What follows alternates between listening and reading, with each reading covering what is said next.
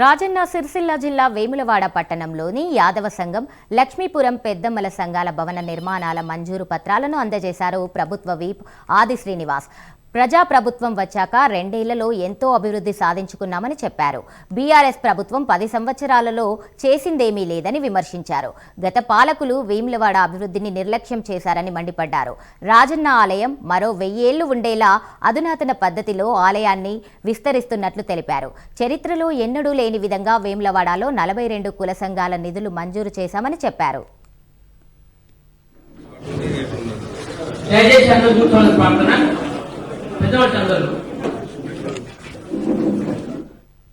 వేములవాడ రాజన్న ఆలయంతో పాటు 2014 టెంపుల్ సిటీగా అభివృద్ధి చేసే కార్యక్రమంలో అన్ని రకాలుగా నిధులు తీసుకొని ముందుకు పోతున్నాం. ఈ క్రమంలో మీరందరూ కూడా మీ అందరి సహకారం ఇక్కడ 2014లో రాబో రోజుల్లో రేవంత్ సర్కార్ అండదండలు అందించే విధంగా మీ సహకారం ఆశిస్తూ ఉండాలని కోరుతూ, మరి ఈ వేములవాడ పట్టణంలో ఇప్పటికే 43 కుల సంఘాలకు ముందుగా 4 లక్షల రూపాయలు ఇచ్చి చేయుతం స్ఫూర్తి నింపడానికి, ఆ తర్వాత 2 లక్షలు కూడా ఇచ్చి ముందుకు క్రమంలో సత్యయ్య గారు కానీ ఇప్పుడు బాలకృష్ణ ఎప్పుడు ప్రెసిడెంట్ చాలా మంది మిత్రులు ఈ ప్రాంతానికి వచ్చినప్పుడు ఈ హాల్ వచ్చినప్పుడు కూడా మేము కాంపౌండ్ వాళ్ళు నిర్మాణం చేసుకుంటాం, కాంపౌండ్ వాళ్ళు కావాలంటే 5 లక్షలు ఇవ్వాలంటే సరే అని చెప్పడం జరిగింది.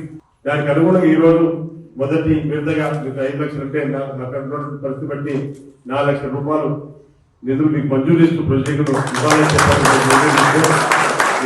రావడం జరిగింది. దీంతో ఈ కాంపౌండ్ వాళ్ళు నిర్మాణం చేసుకొని ముందుకు పోయే సందర్భం.